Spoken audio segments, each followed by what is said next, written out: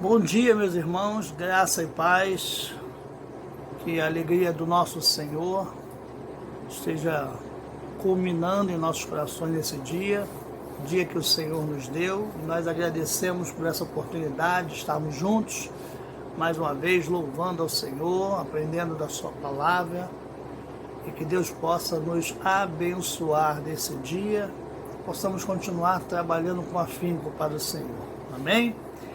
Eu quero corrigir algo que eu fiz no meio de semana, né? Eu parabenizei os homens pelo dia do Homem Batista, e o nosso pastor corrigiu aí dizendo que é primeiro domingo de junho, e não 1º de junho, dia 1º de junho. Então, eu quero, de qualquer forma, já dei os parabéns, mas quero dar novamente, né?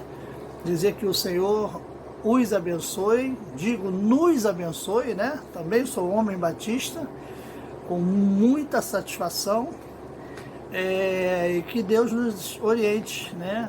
Nesse serviço aí, como homens batistas, de trabalharmos para o Senhor com muita alegria.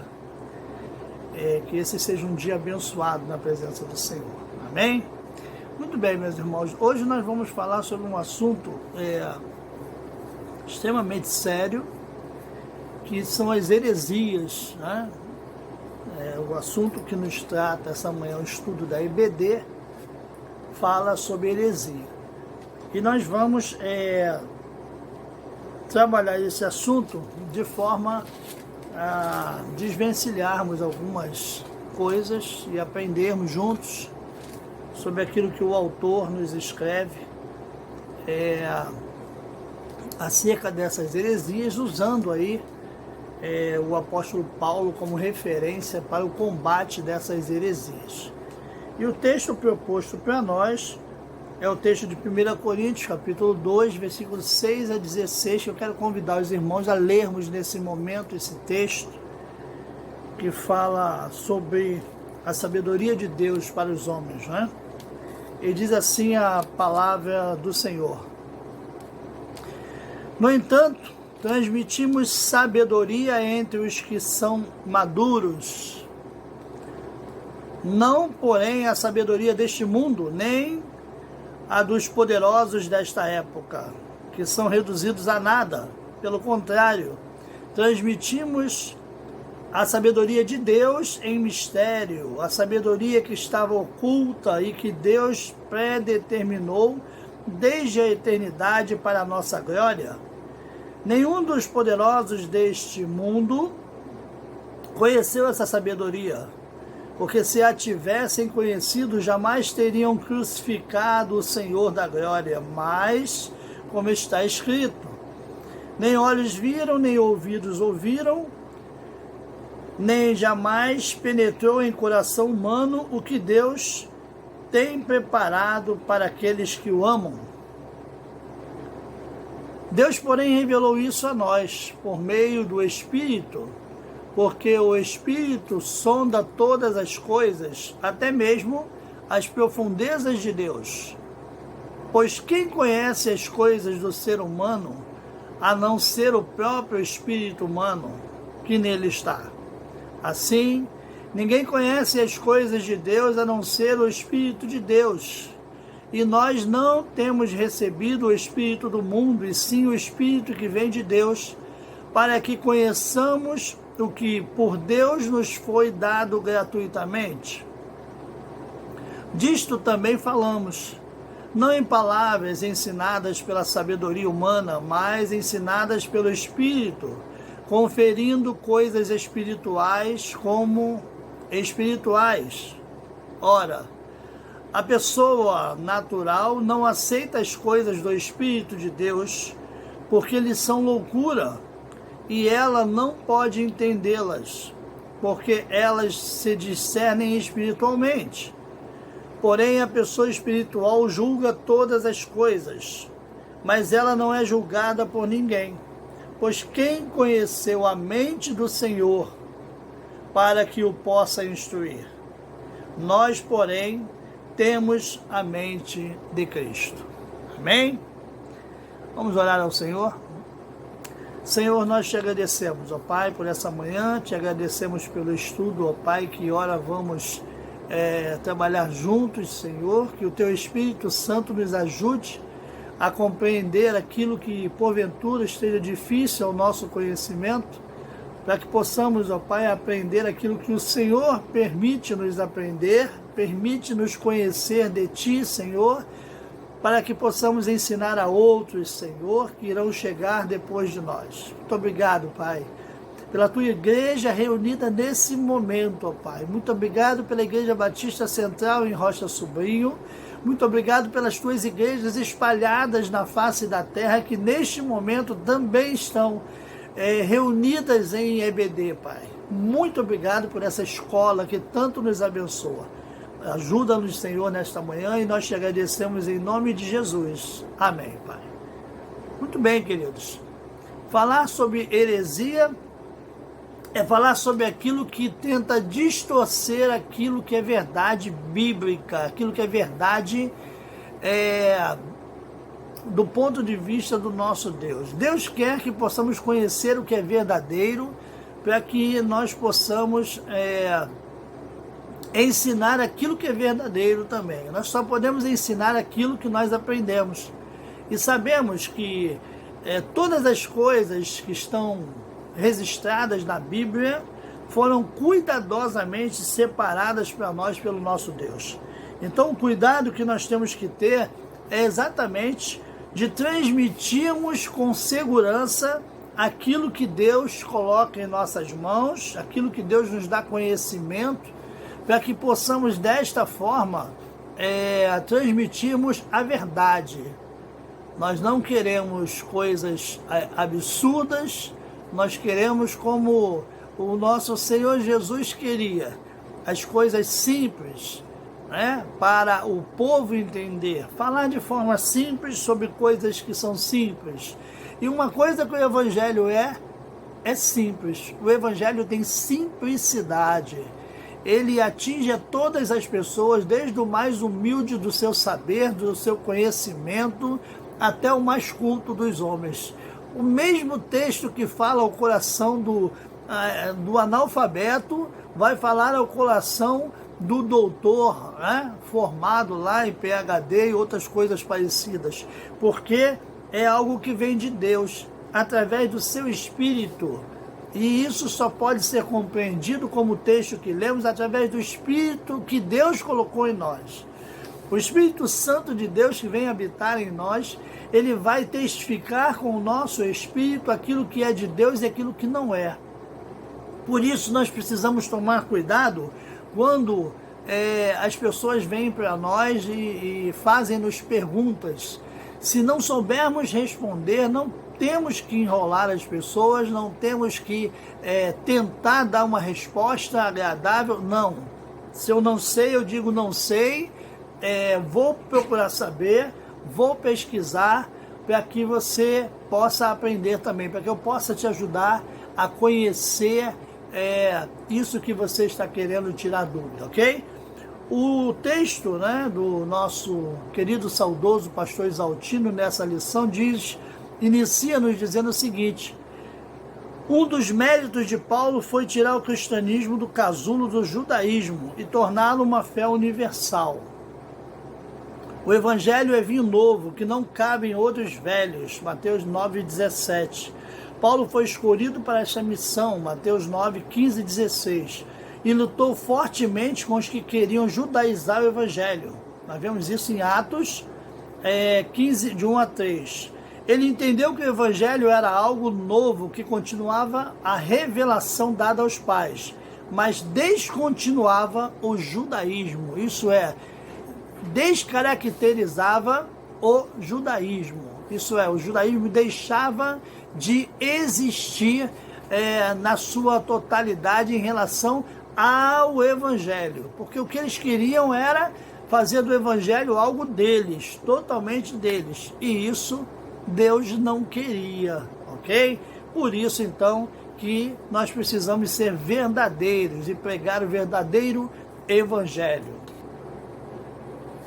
Então, nessa lição, meus irmãos, nós vamos ver a descaracterização do judaísmo em relação ao Evangelho. Isso é, o Evangelho veio através de Jesus Cristo para uma nova era, para uma nova missão. E o apóstolo chamado para desenvolver esse trabalho foi o apóstolo Paulo. E o autor diz para nós que Paulo é um misto de evangelista, missionário, teólogo e apologista. Sua pregação era muito bem definida e ele não permitiu sua distorção, expressando-a claramente. 1 Coríntios capítulo 15 vai nos mostrar claramente isso. Paulo era defensor fiel do verdadeiro evangelho, veja, o evangelho que lhe foi transmitido, o evangelho que transformou a sua vida. E nós precisamos também, nos dias atuais, sermos defensores do evangelho verdadeiro, não permitirmos que diante de nós pessoas possam distorcer o verdadeiro evangelho, a mensagem da cruz que realmente salva, a pessoa do Senhor Jesus como o agente salvador, né? O único que é capaz de salvar o ser humano, de resgatar, de regenerar, de transformar e religar novamente esse ser humano a Deus, é Jesus Cristo. A Bíblia nos diz que o sangue de Jesus nos purifica de todo pecado. Através do pecado, nós não temos condições de estarmos ligados a Deus. Então é necessário que os nossos pecados sejam expurgidos, isso é, sejam apagados. E a única forma disso acontecer é pelo sangue de Jesus Cristo. Por isso nós temos que defender isso. Então Paulo, ele fazia isso com afinco, ele realmente botava a sua vida à disposição para fazer isso. Hoje nós veremos, segundo o autor, né, o apologista Paulo. Apologista, né, apologia, a ciência que defende aquilo que é exato. Quando a pessoa, o apologista é aquele que vai defender a sua tese, defender o seu conhecimento, o seu entendimento, aquilo que ele acredita. Então, quando nós vamos conversar com uma pessoa que tem diferentes pensamentos do nosso, seja ele a nível de religião, de espiritualidade ou a nível de conhecimentos didáticos, se as opiniões são diferentes, cada um vai defender a sua, isso é, cada um vai fazer a sua apologia, né, sobre aquele assunto. Isso é apologia. Então o autor traz Paulo para nós hoje como um apologeta, né? Então diz o seguinte: nossa época é de condescendência. O politicamente correto impõe concessões que desbotam o evangelho. É difícil hoje afirmar convicções. Este autor tem lido obras teológicas em que se fala muito do olhar do outro. Eufemismo para dizer que a opinião do outro vale tanto quanto a nossa. Se for opinião pessoal, sim, vale mesmo. Mas se o olhar do outro for fora da Bíblia, está torto.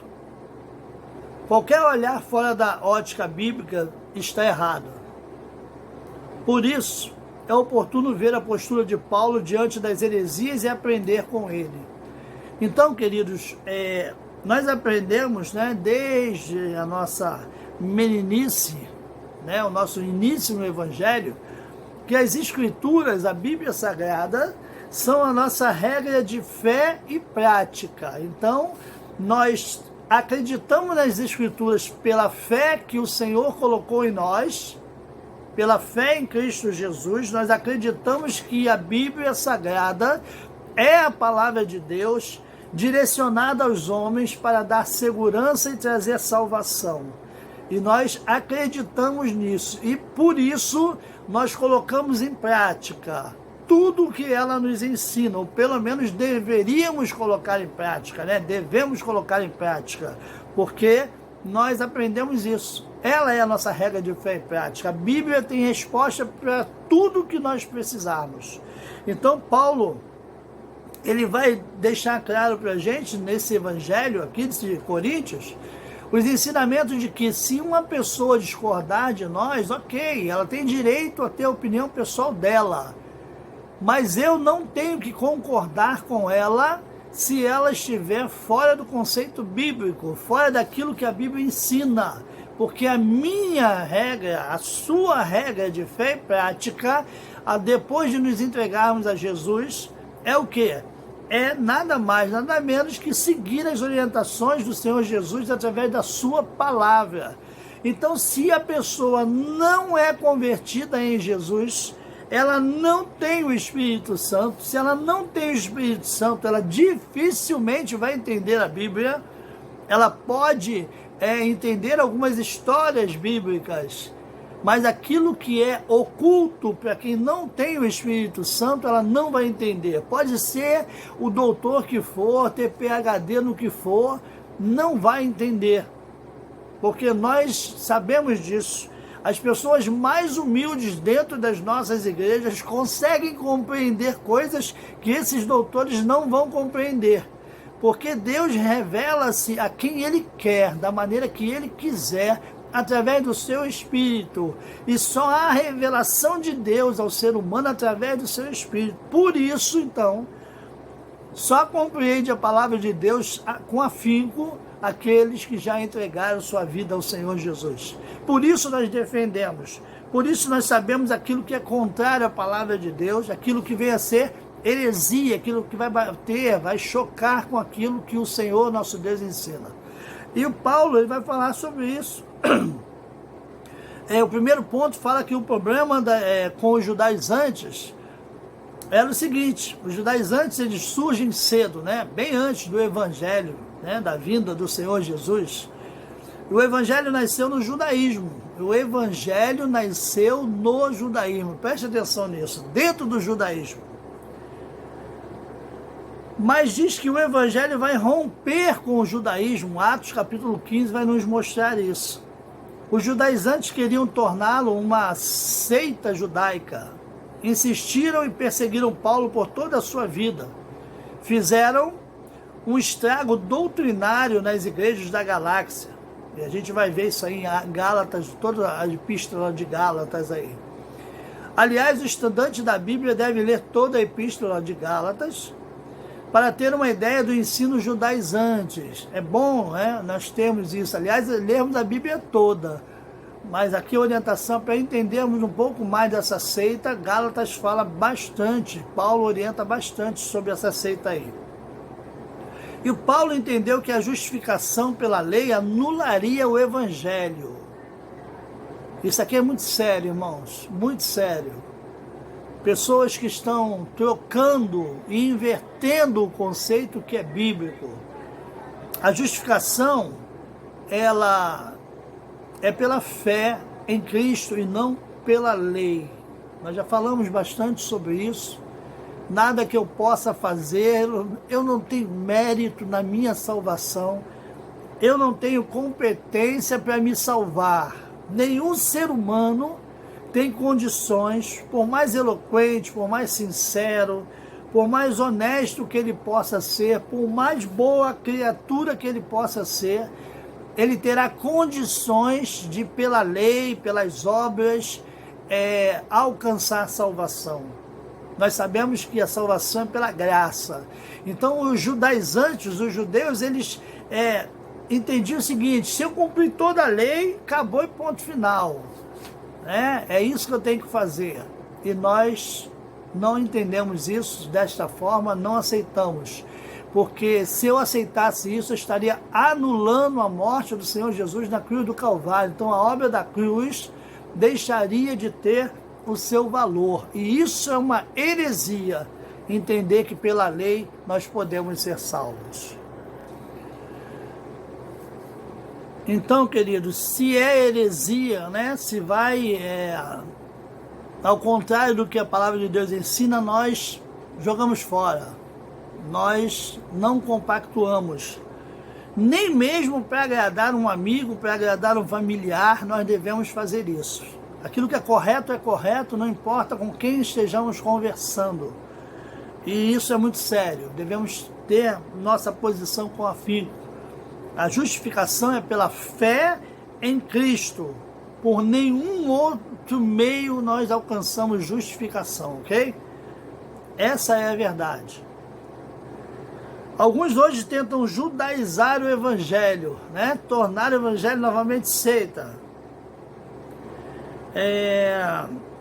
Desde a presença de símbolos judaicos no culto, como a menorá, que era o castiçal de 7 braços, a estrela de Davi, que pode ter sido desconhecida por Davi, o autor diz que entende que mesmo Davi, né? Nem Davi conheceu essa estrela.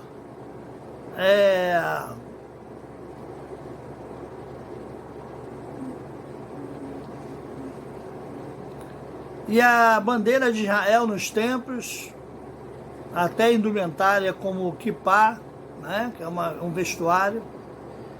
Muitos cantos se baseiam nos salmos, não nos evangelhos e nas epístolas, e certo tipo de liturgia, como algumas danças, né, que fala aqui, vem mais do templo judaico que das reuniões cristãs, que seguiram o modelo da sinagoga, de cânticos e de estudo da palavra. Há cristãos mais empolgados por Israel que pela igreja. Isso é perigoso, diz o autor para nós. Pode levar a esquecer-se que só há salvação em Jesus. E que o verdadeiro povo de Deus é a igreja. Deus não tem dois povos. O povo de Deus é quem crê em Jesus como Senhor e Salvador. Quem não crê em Jesus está perdido, mesmo sendo judeu. Atos 4, 11 e 12. Queridos, há uma ideia, né, de que nasceu judeu está salvo. Isso não é verdade. Não é verdade. Deus escolheu sim o povo judeu. Nós temos certeza de que o povo judeu é o povo escolhido de Deus, mas a partir do momento da vinda do Senhor Jesus, salvação é por Jesus, através de Jesus, por meio de Jesus, e ninguém mais será salvo de outra maneira. Não existe salvação fora do Senhor Jesus, ok? Então nós temos que ter consciência disso, nem mesmo sendo judeu, tá? É a mesma coisa que eu dizer, filho de crente é crentinho, né? Ou filho de crente já está salvo. De jeito nenhum, de maneira nenhuma. O filho do crente tem que ter a sua experiência com Cristo, tem que entregar a sua vida ao Senhor Jesus verdadeiramente, senão ele não vai para o céu. Essa é a verdade. Ensinamos os nossos filhos exatamente isso, que se eles não tiverem conversão em Cristo Jesus, se não tiverem transformação de vida, se não forem transformados pelo Espírito Santo, pela obra do Espírito Santo, eles não serão salvos. Não importa se é filho de pastor, se é filho de quem quer que seja, do crente mais santificado que seja, não terá salvação, não alcançará o reino dos céus, se não entregar a sua vida a Jesus. Precisamos ensinar isso com verdade. Às vezes as pessoas deixam passar isso e os filhos vão crescendo naturalmente, daqui a pouco estão fora. Então eu tenho que ter certeza daquilo que eu ensino, ok? Muito bem. Quem não crê em Jesus está perdido, mesmo sendo judeu. Essa é uma verdade. Outra verdade, fora essa, é a heresia. Não podemos varrer a cruz para debaixo do tapete. A cruz é muito importante, irmãos. O ato da cruz é muito importante. Hoje nós vemos cultos, né? Templos magníficos, belos, bonitos, suntuosos, riquíssimos, né? Luxuosos, que trazem para dentro de si o contexto de alguns objetos que Deus criou lá atrás e que Deus já descaracterizou, já destituiu, que não tem mais nenhum valor, a não ser o valor histórico, mas não tem mais nenhum valor. Hoje, se montarmos uma arca da aliança, ela não mais vai simbolizar a presença de Deus, porque a presença de Deus hoje é simbolizada pela pessoa do Espírito Santo em nossas vidas, pela pessoa e ação do Espírito Santo em nós. Isso é a característica da presença de Deus em nós, no mundo, né? Antes, a arca simbolizava a presença de Deus, Deus instituiu assim, mas com a vinda de Jesus, tudo isso ficou para trás. E hoje nós não precisamos de nenhum amuleto desse mais. Hoje nós vemos aí igrejas fornecendo uma série de coisas, né? Inclusive o óleo ungido, que foi uma prática do passado, que simbolizava a presença do Espírito Santo.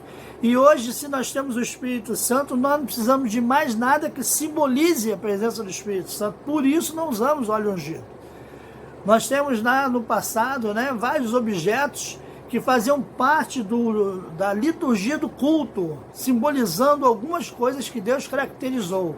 Hoje não precisamos de mais nada disso, porque Deus está conosco, presente em nossas vidas através do seu Espírito, ok? Então não temos que trazer nada disso. Igrejas que por aí afora vão dar, como é que se diz, pulseirinhas para botar no braço, e vão dar uma rosa disso, uma rosa daquilo. Nada disso faz parte daquilo que é conceito para o ensino bíblico, evangelístico, em relação ao que a Bíblia nos ensina. Nada disso tem valor mais hoje. O que tem valor hoje é ter fé em Jesus Cristo, acreditar e entregar sua vida a Jesus. Somente isso é o suficiente.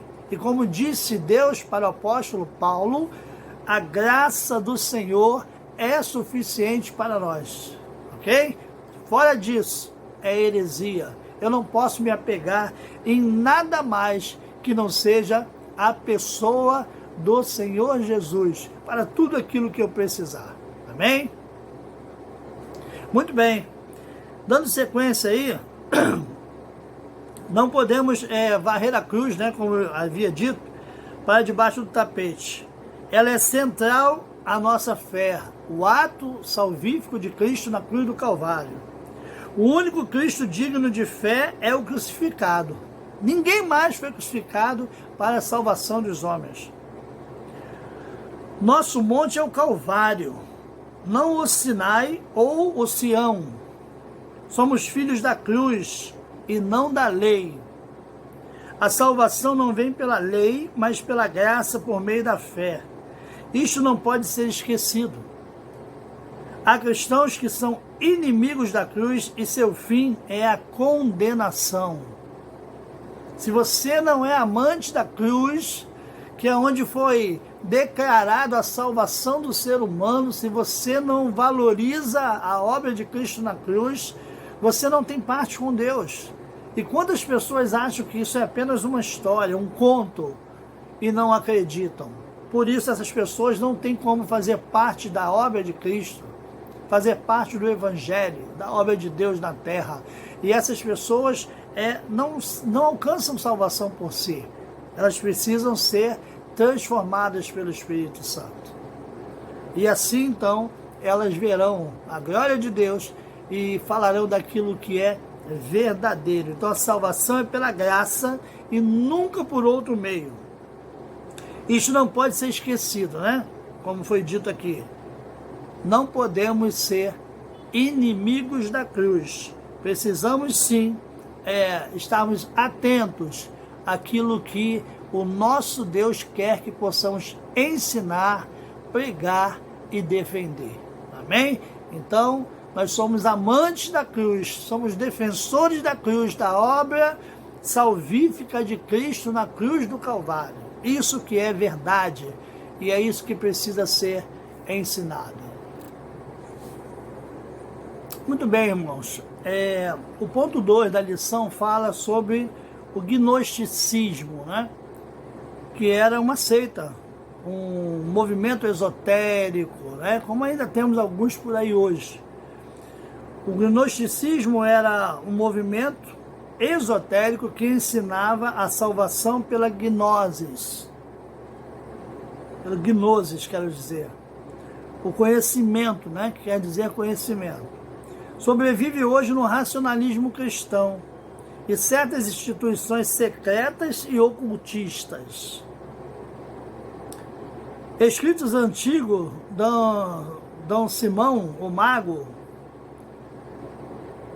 que relata lá em Atos 8, 9 a 24, como gnósticos, né? Estudos antigos dão que Simão o Mago era um gnóstico. Segundo fontes posteriores, ele se dizia divino e que sua amante era Helena de Troia, reencarnada. Os textos gnósticos são do 2º século da nossa era, mas eles já existiam na época do Novo Testamento. As cartas de João tratam mais detalhadamente do conflito com eles. Entre suas muitas heresias, negavam a corporeidade de Cristo, sua morte na cruz, sua ressurreição, bem como a nossa. E ensinavam a salvação por um conhecimento secreto, somente o conhecimento deles, né? Eles ensinavam. Opondo-se a isto, Paulo afirma que o verdadeiro mistério e o verdadeiro conhecimento estão em Cristo. Ao falar da ressurreição, ele afirma que Cristo ressuscitou e nós ressuscitaremos também. É o que nós acreditamos. Cristo ressuscitou e nós iremos ressuscitar também com Cristo, ok? Alguns gnósticos eram docéticos, do verbo doquem, parecer, porque diziam que Jesus não era carne, apenas parecia ser carne. Não é? Para João, esta era a afirmação do anticristo. João fala isso em 1 João 4, 2 e 3. Paulo diz que Jesus veio em carne, 1 Timóteo 3,16 fala isso. Para os gnósticos, Cristo não morrera na cruz. A mensagem da cruz é central no ensino de Paulo. Ele vê a sabedoria gnóstica como falsa. Então, irmãos, os gnósticos eram contrários ao que Paulo ensinava, ao contrário ao Evangelho, aquilo que Cristo queria que o ser humano aprendesse. Né? Eles eram contrários, diziam que Cristo não veio como humano, e nós sabemos que veio, aprendemos e acreditamos, temos pela fé que veio, se tornou humano, 100% homem, como diz a palavra, e não deixou de ser 100% Deus. E isso sim é um mistério para nós. Às vezes nós não compreendemos direito isso, né? Mas acreditamos nisso pela fé. E Paulo ensinava isso, e os gnósticos eram contrários a isso. Então, se é contrário ao que a Bíblia ensina como verdadeiro, é uma heresia. Portanto, os gnósticos são considerados por nós até hoje como uma seita herege. Nós não damos ênfase a eles e nós não os respeitamos, porque eles são contrários àquilo que nós acreditamos. Obviamente, ele não falava do preparo intelectual, né? E não se importava com a sabedoria humana. Obviamente, ele não falava do preparo intelectual, pois tinha grande capacidade cultural. Falava da gnosis, o esoterismo cultural. Falava de forma a ensinar esse esoterismo. Ao defender sua autoridade apostólica, criticou a sabedoria que vinha dos sofismas, argumento que parece válido, mas de fato não é verdadeiro. Isso é um sofisma. Os gnósticos louvavam a si mesmos por sua sabedoria, davam ênfase à sua sabedoria, se achavam muita coisa, né? Quando a Bíblia ensina que quanto mais conhecimento, mais humilde nós devemos ser, né? Haja visto o exemplo de Cristo, que sabia tudo, todas as coisas, e podia tudo, e foi humilde até a morte de cruz. O apóstolo Paulo ele é duro contra eles, 1 Coríntios 11, de 1 a 6, ao dizer que a simplicidade do evangelho estava sendo trocada pelo palavrório oco do esoterismo. Preste atenção, a simplicidade do evangelho, que é o essencial, que é o necessário, estava sendo trocado, né, por palavras bonitas, por coisas misteriosas, e não é isso que Deus quer. E Paulo então confrontou eles. É uma lição para nós. Só há um Cristo. o crucificado, ressurreto, assentado à direita do Pai. O esoterismo é um discurso vazio, algo que alguém inventou. Não leva a nada a não ser a perdição. Então temos que tomar cuidado, né? Tem gente que em momentos de crise pessoal aí durante a sua vida vai procurar aí esses conceitos, essas seitas aí, e acabam se perdendo. Devemos nos manter firmes em Cristo e ensinar as pessoas que nos rodeiam que Cristo nos permite que venha até nós aquilo que é verdadeiro. Salvação pela cruz de Cristo, na pessoa de Jesus Cristo. O terceiro ponto, irmãos, fala sobre a grande intervenção de Deus na história. Jesus veio na plenitude dos tempos, Gálatas 4:4. Mais tarde alguém dirá que ele é o clímax da revelação, foi falado lá em Hebreus 1 e 2. Na transfiguração, ao tirar Moisés e Elias de cena, Deus disse para ouvirem a Jesus. Isso é, lá na transfiguração, naquela passagem que mostra Moisés e Elias junto com Jesus, e que Pedro vai perguntar ao Senhor Jesus se não queria que construísse para eles uma cabana, para que eles pudessem, né, ficar ali, ou uma para cada um dos três. E Jesus então tira, né, tanto Moisés como Elias de cena e permanece só ele. O ensino de Deus para nós naquele momento é que somente Jesus permanece. Somente Jesus é vitorioso. Tá? E nós devemos confiar somente em Jesus. Por isso, irmãos, o cuidado de se ensinar o que é verdadeiro, porque todo o resto vai ser heresia, né? Tudo que sai da Bíblia vai ser heresia e vai se tornar apenas uma falácia se não tiver base na Bíblia, no Evangelho. Não que não possamos ter conhecimentos, né, seculares, isso é muito importante. É importante estudar, se preparar para o dia a dia, para a vida do mercado de trabalho, até mesmo para ajudar a igreja no crescimento, né, no ensino da palavra. Mas a base para o conhecimento em relação àquilo que é de Deus, é espiritual, é a Bíblia Sagrada, ok? Então Cristo, né, interviu na história, por isso Cristo é tudo em todos. É a expressa imagem de Deus. Imagem é grego, eikon, espelho, que transmite aquilo que é verdadeiro. Quando a gente olha no espelho, a gente vê a nossa imagem. Não é isso? A nossa imagem. Então é isso que o autor quer dizer para a gente. Jesus é a face de Deus. Vê-lo é ver o Pai. João 14, 8 e 9. Esta ideia era determinada da teologia de Paulo, e ele não abriria mão dela. Nada era maior que Jesus. Isto era o antídoto contra as heresias. Ele combatia tenazmente qualquer ensino que diminuísse o valor de Cristo. As heresias atuais mostram um Cristo insuficiente, e nós cremos num Cristo verdadeiro, suficiente para nós e capaz de nos ajudar. Por isso, irmãos, é importante nós entendermos que Cristo é suficiente para nós, né? Como já falei anteriormente, a graça do Senhor nos basta, e é isso que nós precisamos.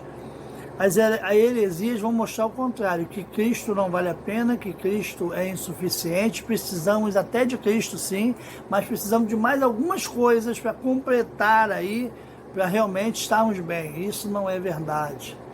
Nós não acreditamos nisso, né? Todos que falam isso são hereges, são contrários à palavra do Senhor. Então Cristo é suficiente para nós. A pessoa é salva por Ele, né? Mas fica presa a uma série de coisas, segundo os hereges.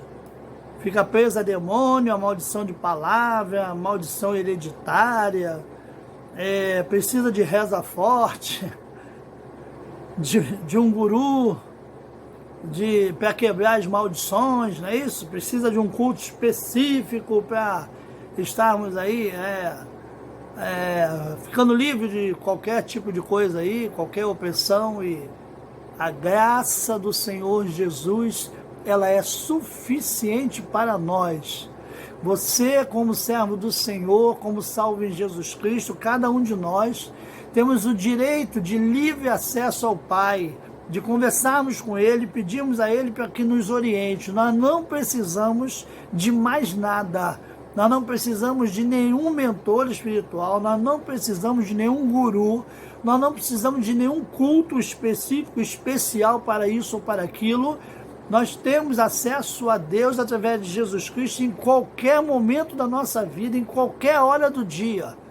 Nós não precisamos de um dia para determinada coisa, outro dia para outro, nada disso. Deus está sempre pronto a nos ouvir e a nos socorrer de acordo com o entendimento e vontade dEle.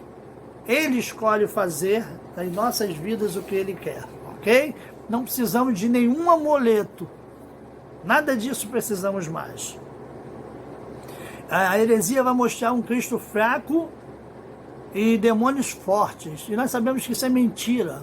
Isso é realmente contrário à palavra de Deus. Cristo salva a pessoa, entra em sua vida, mas não consegue transformá-la e livrá-la do inimigo, do maligno. A heresia ensina isso, os gnósticos ensinam isso.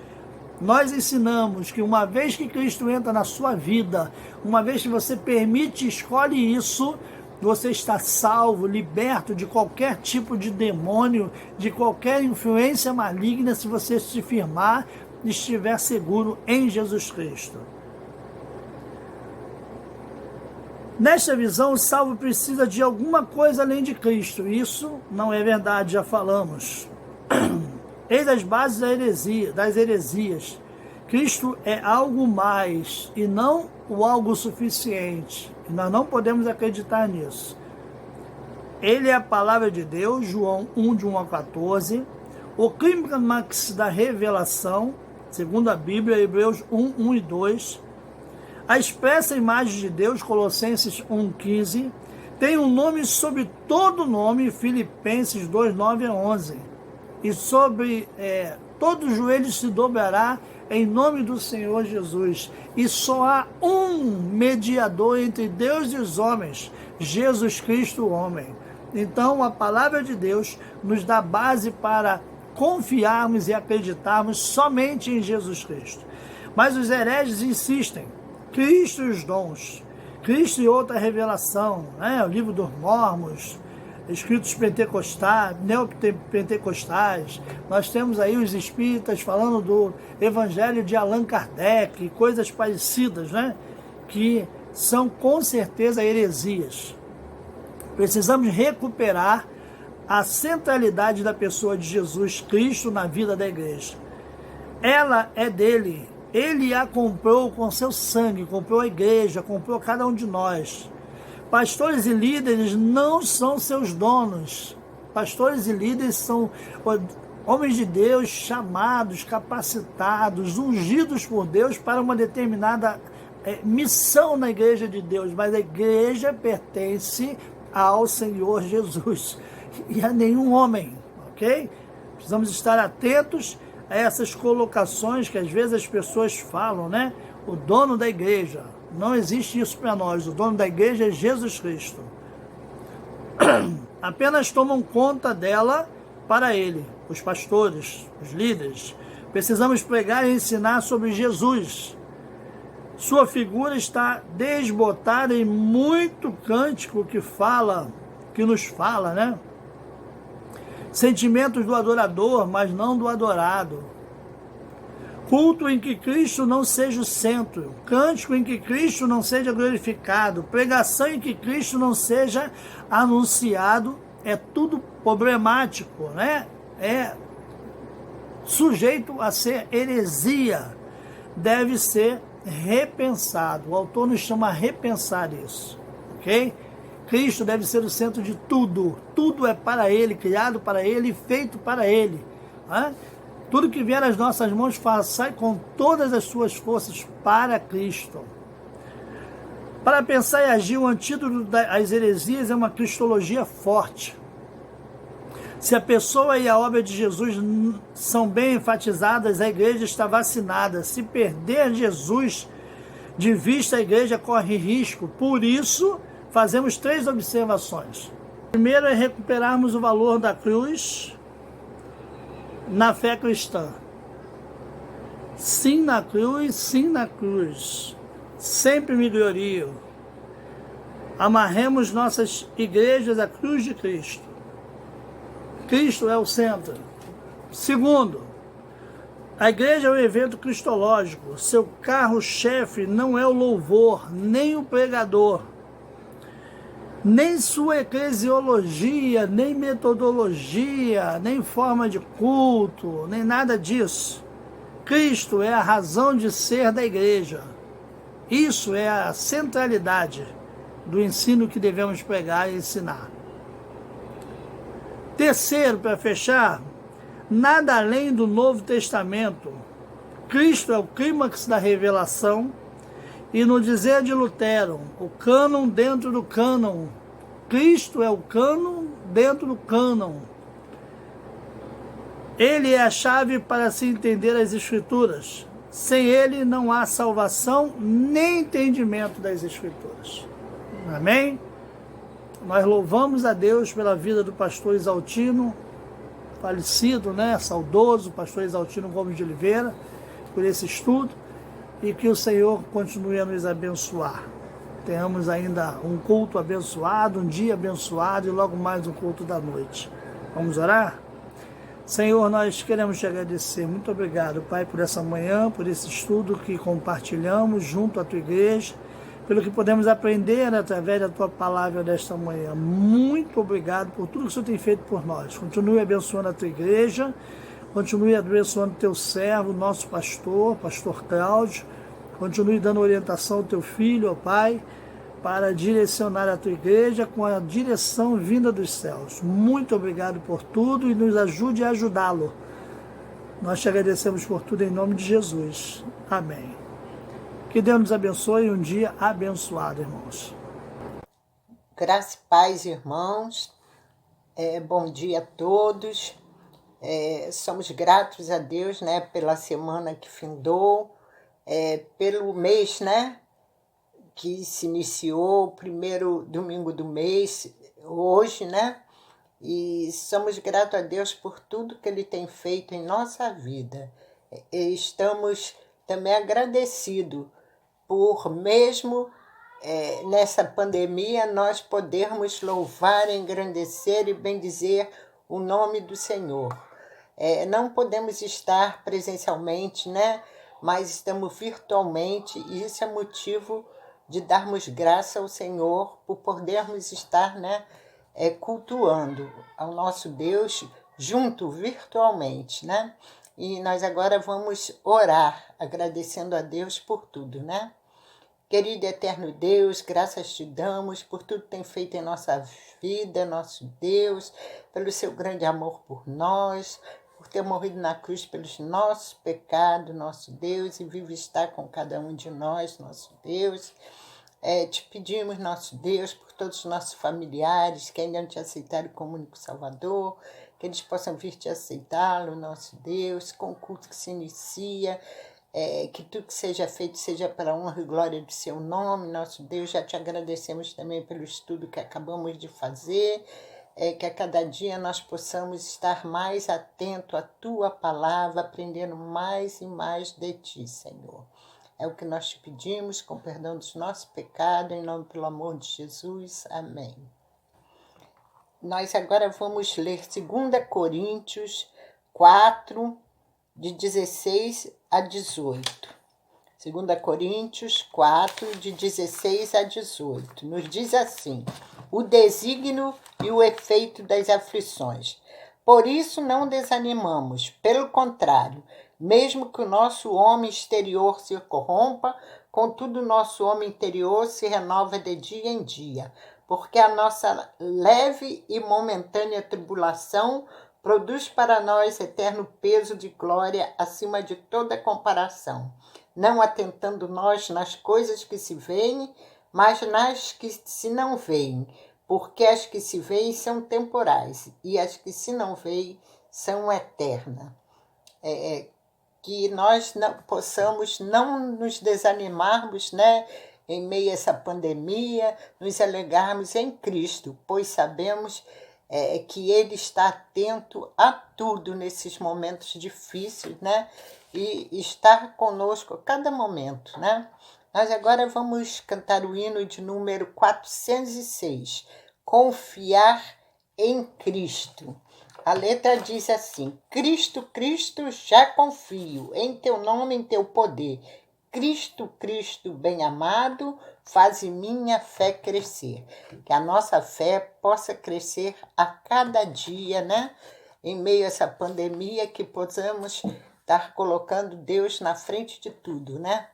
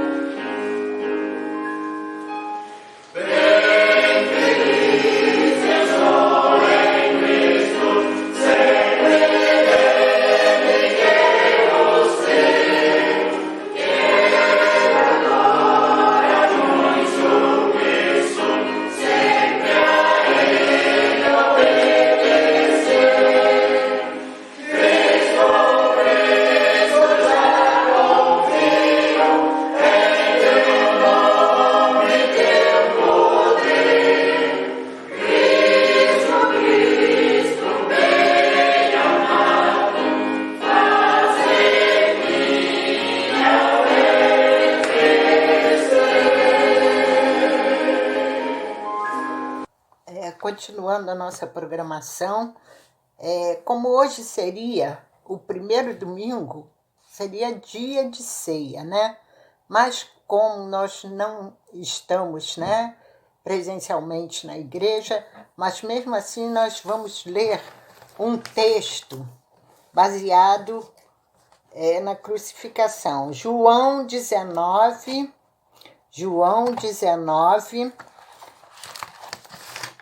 de 17 a 19. João 19, de 17 a 19, onde nos diz assim: Tomaram eles, pois, a Jesus, e ele próprio, carregando a sua cruz, saiu para o lugar chamado Calvário, Gólgota em hebraico, onde o crucificaram e com ele outros dois, e um de cada lado e Jesus no meio.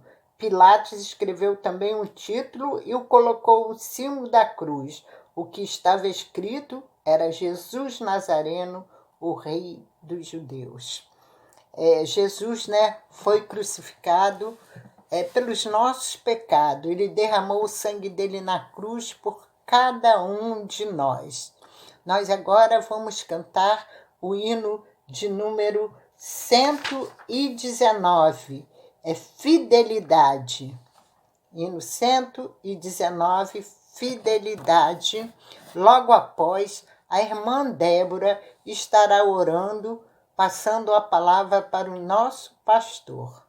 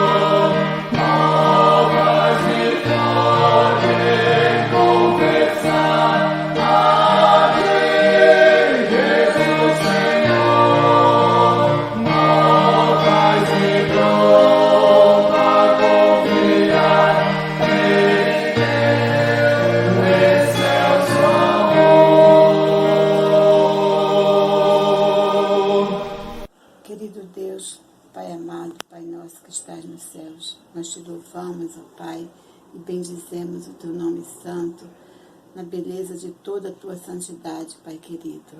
Neste momento, Pai de amor, em que nos encontramos, ó Pai, passando por esse problema, ó Deus, mas nós não estamos distante de Ti, Pai querido, estamos fazendo a nossa parte, Te buscando, Senhor, seja qual for a situação, o Senhor é Deus presente em nossas vidas, ó Pai. Neste momento, Senhor Deus, quero Te apresentar, ó Deus, a nossa oração de louvor, de adoração, de gratidão, Pai querido, porque o Senhor tem nos abençoado, Pai querido. Muito obrigada por todas as bênçãos recebidas de Ti. Mas o nosso objetivo neste momento, Senhor Deus, é estar intercedendo pelos enfermos, ó Pai. Os enfermos da nossa igreja, Pai querido. Não só da nossa igreja, mas que o Senhor esteja visitando cada um do Teu povo, dos Teus servos, ó Deus, onde quer que eles se encontrem, ó Deus. Vai ao encontro dessas vidas, ó Pai, e entra com Tua providência, Pai querido, curando, sarando, ó Deus, fazendo, Senhor Deus, que vidas venham glorificar o Teu nome, porque foram curadas, ó Pai. assim como o Senhor fez na vida do meu filho, Pai querido. Muito obrigada mais uma vez. Eu não canso de te adorar, de te agradecer pela vida do Rodrigo, Pai querido. E agora, Senhor Deus, eu coloco diante do teu altar a vida do teu filho, do teu servo Marcos, ó Deus. Que o Senhor esteja operando na vida do teu filho, meu Deus, na vida da sua esposa, a irmã Solange, Pai querido. Tem misericórdia, Deus de amor, e entra com toda a tua provisão e providência, Senhor Deus, na vida do Marcos, ó Pai de amor. Seja com ele, Pai querido, curando, devolvendo, Senhor Deus, a saúde do Marcos, ó Deus, para a glória e honra do nome de Jesus. Muito obrigada, meu Deus, porque o Senhor já tem operado maravilhas em nosso meio. Sei que continuará operando, Pai querido.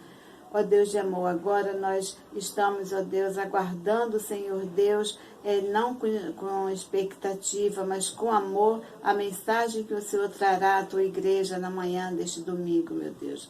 Fala com cada um de nós através do teu servo, Pai querido, que nós possamos entender a tua mensagem aos nossos corações, Pai de amor. Fica com cada um de nós, ministrando o teu amor, a tua paz e a graça de Jesus. Recebe a nossa oração, que a ti oferecemos, com perdão dos nossos muitos pecados, e no nome doce e santo de Jesus, a ti oramos. Amém e amém. Eu quero desejar a todos os irmãos, a todas as irmãs, um dia repleto da presença de Deus, um dia em que todos nós possamos estar desfrutando deste cuidado supremo do nosso Pai Celestial. Neste primeiro domingo desse mês, nós gostaríamos de convidar a todos que estão em casa nesse instante, já puderam desfrutar desta manhã diante de Deus, a compartilharmos estes momentos preciosos que Deus tem nos concedido para a adoração desta manhã. Nós estamos iniciando um mês em que a nossa denominação, nós os batistas brasileiros, comemoramos o Dia do Homem Batista em todo o território nacional. Este dia foi separado para lembrar dos nossos queridos irmãos, aqueles que trabalham em prol do reino de Deus. Muitos doaram as suas vidas para que o nome de Jesus fosse glorificado.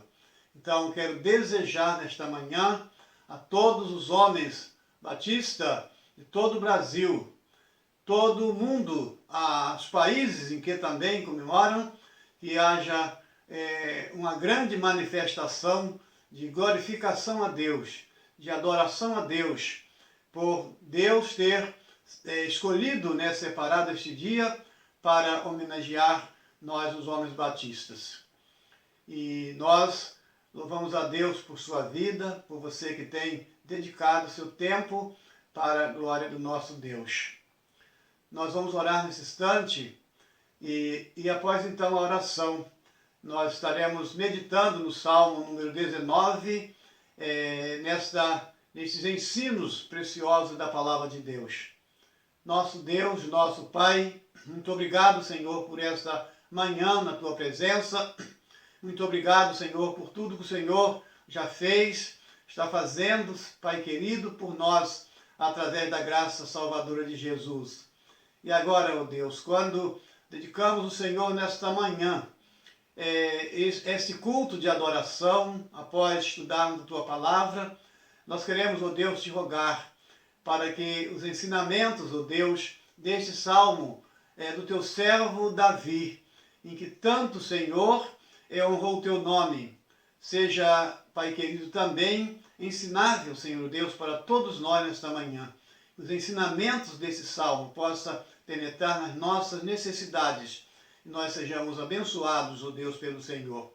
Pedimos, ó Pai, que o Senhor esteja também abençoando aqueles que não estão, Senhor Deus, podendo estar neste instante conosco adorando o Senhor, mas eles sintam também fluir do Teu Santo Espírito e possam, Senhor Deus, também, Pai amado, serem alcançados, ó Deus, pela Tua graça, pela Tua bondade.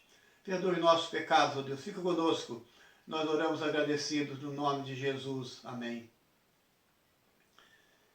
Este salmo é um salmo de Davi, em que nos traz ensinamentos preciosos para todos nós. E nós separamos o salmo em dois tempos, em dois momentos, que é o primeiro momento até o verso 6, e após então Davi ele vai tratar de um outro assunto também que é precioso para todos nós.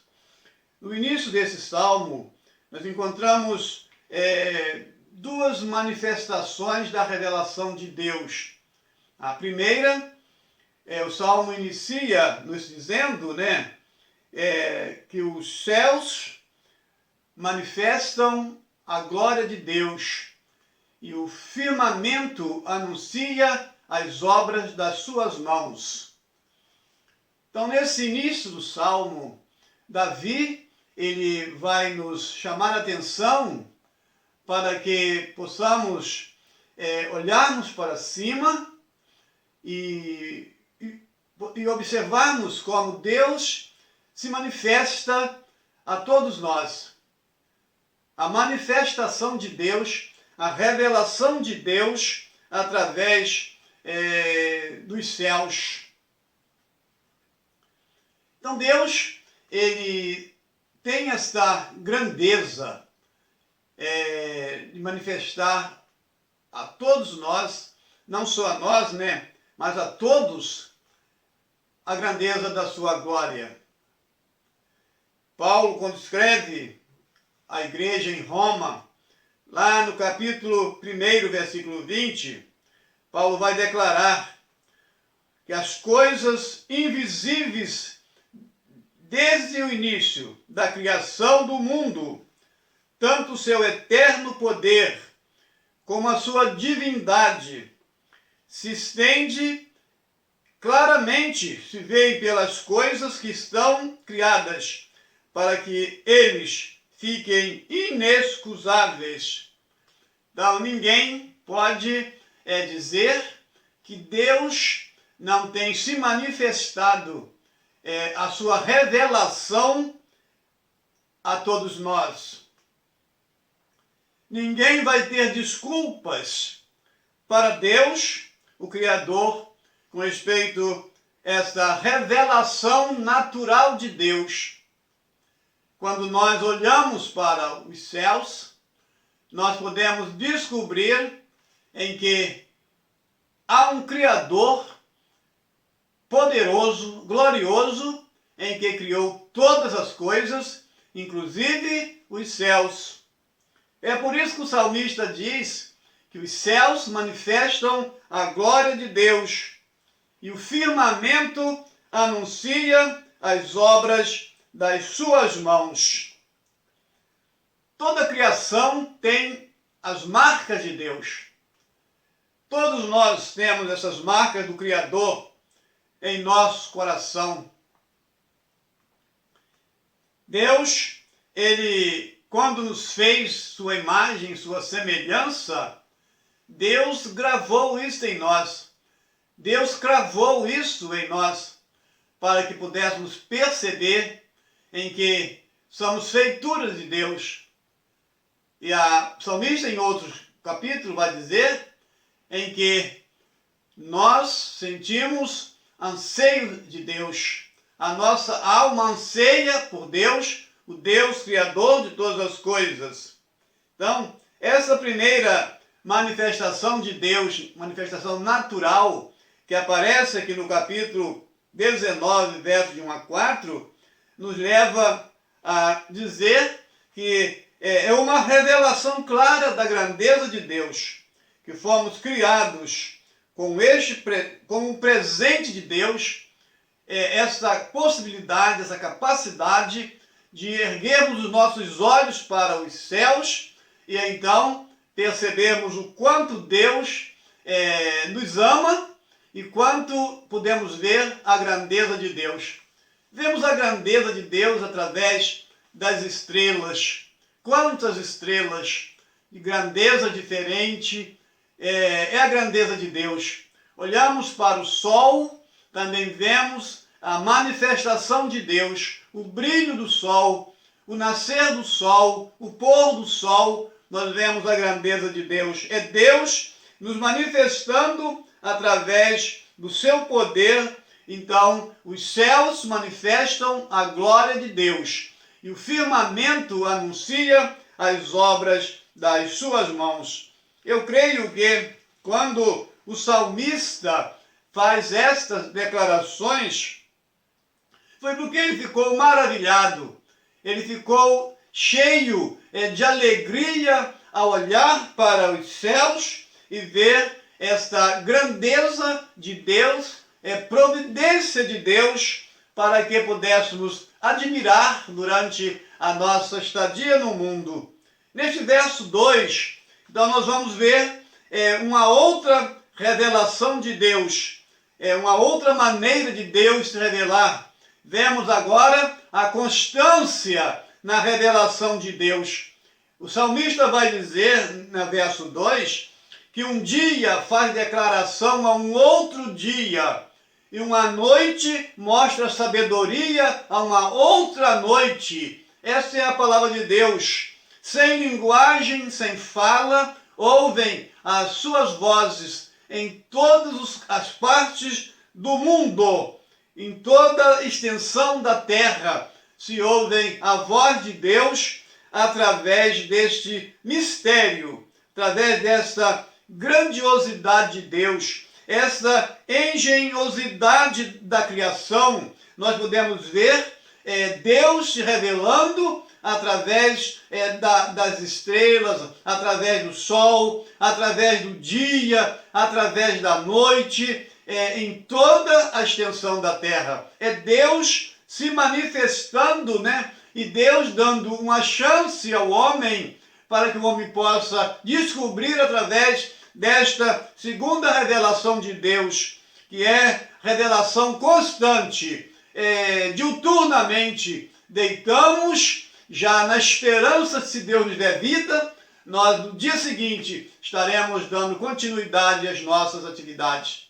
Deus criou essas coisas para louvor da sua glória. Então os céus manifestam a glória de Deus e o firmamento anuncia as obras das suas mãos. Um dia faz declaração a um outro dia, e uma noite manifesta sabedoria a outra noite. Sem linguagem, sem fala, ouvem a sua voz até os confins da terra. Então Deus falando não só a nós que estamos aqui nesta manhã, mas Deus falando a toda a humanidade da sua grandeza, da sua graça, do seu desejo de que o homem possa conhecer melhor o Senhor. Deus, ele é poderoso, maravilhoso, por certo, ele continuará nos falando, porque esta é a maneira de Deus se manifestar a todos nós.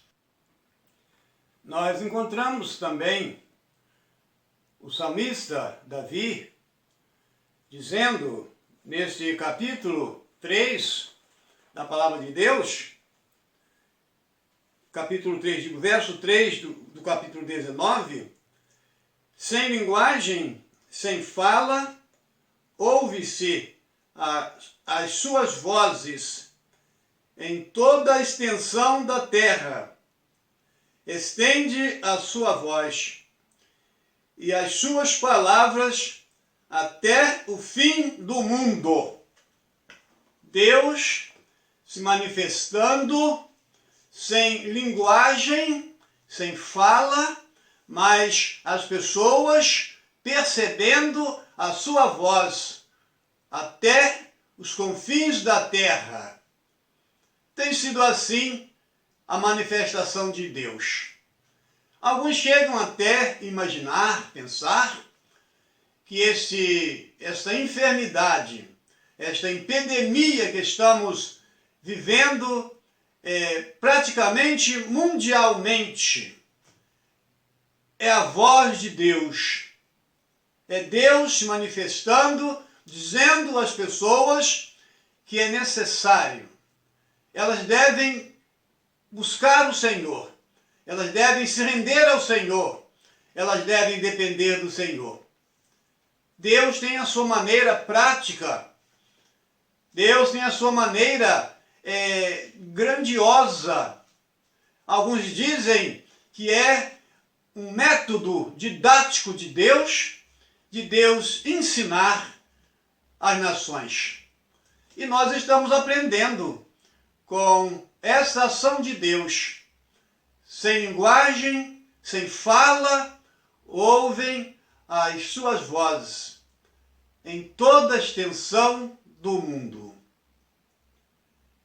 Irmãos, irmãs, que nós possamos perceber Deus falando aos nossos corações da maneira que apraz a sua vontade nos falar, para nos ensinar coisas maravilhosas para o louvor da sua glória. E após o salmista fazer esta declaração da maneira de Deus se comunicar, falar, sem linguagem, ele vai então nos trazer um ensinamentos maravilhosos a partir do versículo 7. O salmista vai falar da lei do Senhor, tá? Deus criou estas leis espirituais, leis eternas de Deus, em que veio como parâmetro para nossas vidas e para vidas também de tantos quantos, podem perceber a manifestação de Deus.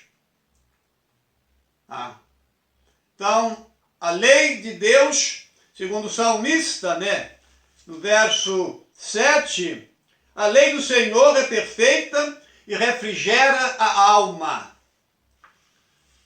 Quando nós aprendemos através da palavra de Deus, nós nos sentimos abençoados, nos sentimos felizes, porque a nossa alma, em que é a nossa alegria, ela vem de Deus. Do Senhor é a nossa alegria. A alegria do Senhor é a nossa força, diz a palavra de Deus. Então, quando nós tomamos como parâmetro para a nossa vida a lei do Senhor, que é nada menos e nada mais do que a palavra de Deus, os mandamentos de Deus, os ensinamentos de Deus, nós somos abençoados. Somos abençoados até mesmo na administração do cuidado com a nossa saúde. O crente, o servo de Deus, aquele que conhece a palavra de Deus, ele sabe que Deus tem prazer em nos ver com saúde, para que nós possamos glorificar o seu nome e honrar o seu nome. Então, quando sentimos qualquer diferença, situação com o nosso físico, nós devemos procurar o médico, porque Deus se agrada da nossa saúde. E a palavra de Deus nos ensina a sermos prudentes com respeito e cuidado com o nosso corpo físico. Tá? Então, queremos aconselhar os nossos irmãos, os homens batistas, em que já passaram dos 50, dos 60, cuide bem, se cuide. Se cuide, porque a palavra de Deus nos dá esses ensinamentos que são preciosos para nós. Mas a palavra de Deus também nos fala de proteção. Tá? Proteção. Não só a proteção do alto, mas também a proteção daqui da terra. Nós temos que cuidar disto, nos proteger, sermos cautelosos, sermos simples como pomba, mas prudentes como serpente, para fugirmos do mal. O salmista lá no Salmo 1, ele vai deixar um conselho abençoador. Bem-aventurado o varão que não anda segundo o conselho dos ímpios, não se detém no caminho dos pecadores, não se assenta na roda dos escarnecedores, mas antes tem o seu prazer na lei do Senhor, e na sua lei medita de dia e noite. Isto é, buscarmos proteção em Deus, sermos cautelosos e observarmos a lei do Senhor, que é perfeita, e ela traz refrigério para a nossa alma. E aí nós deduzimos em que esse refrigério para a nossa alma é que nós vamos viver um tempo alegre, um tempo de felicidade, um tempo do cuidado supremo de Deus, um tempo em que Deus estará nos abençoando. Então, quando nós observamos a lei do Senhor, nós alcançamos maturidade espiritual para vivermos bem. Vivemos bem tanto o nosso relacionamento com Deus, mas também com o nosso relacionamento com aqueles que estão ao nosso redor. Então esse Deus maravilhoso, Ele nos deu esses ensinamentos. A lei do Senhor é perfeita, porque ela vai nos dar um senso de respeito, um senso de amabilidade, um senso de grandeza, assim como deu a Abraão, servo de Deus, deu a Moisés, deu a Davi e deu a tantos outros que buscaram fazer a vontade de Deus. Então, irmãos, é a fonte benéfica, abençoadora de Deus para nossas vidas. A lei do Senhor, ela é perfeita, segundo o escritor, a palavra de Deus nos diz desta forma. Então, são ensinamentos do Senhor em que deve reger as nossas vidas, acompanhar o nosso dia a dia, para louvor e glória do nosso Deus. Mas o que podemos mais aprender através deste texto? O testemunho do Senhor é fiel e dá sabedoria aos simples. Dá sabedoria aos simples. Deus se agrada das pessoas simples. Deus se agrada daqueles que têm esta simplicidade diante do Senhor. Os preceitos do Senhor são retos e alegram o coração. Vejam vocês, os preceitos de Deus são retos e alegram o coração. Preceitos aqui também são ensinamentos de Deus. Ensinamentos de Deus.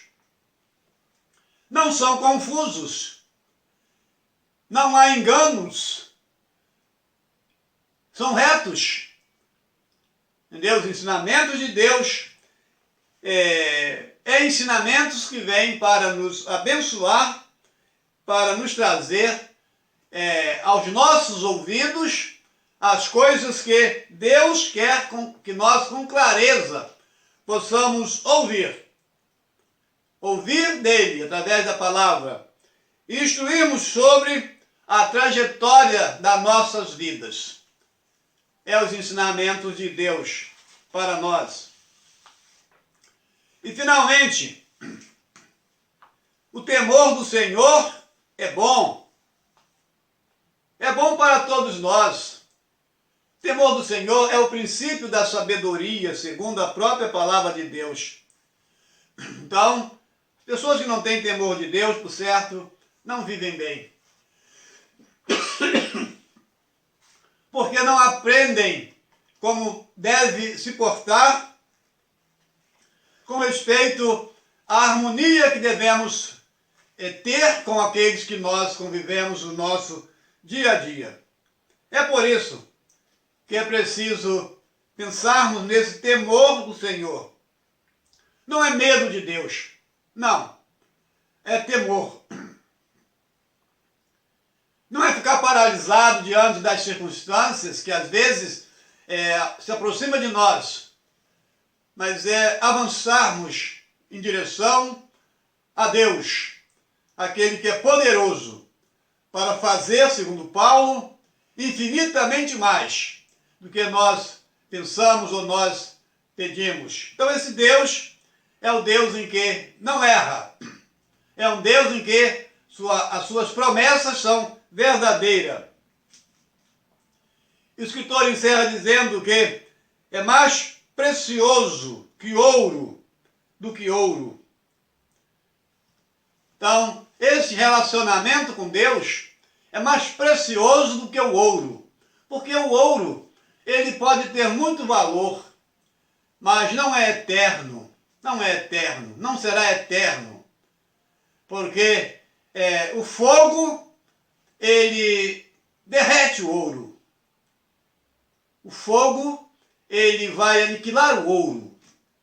Mas a nossa comunhão com Deus, nosso relacionamento com o Pai Celestial, é um relacionamento que, através do Espírito Santo, aquele que forjou em nós, aquele que selou em nós, esta bênção para a vida eterna, esta comunhão com Ele, com Jesus Cristo, vai também fazer isto para que o meu relacionamento com o irmão, com a irmã também, seja mais precioso que o ouro.